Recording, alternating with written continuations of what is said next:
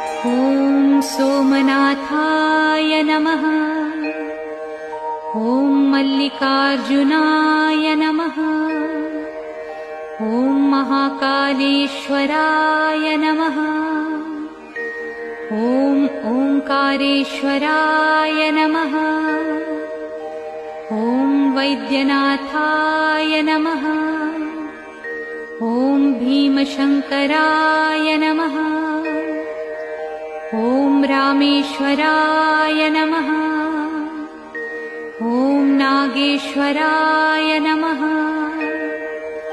ॐ विश्वेश्वराय नमः। ॐ त्र्यंबकेश्वराय नमः।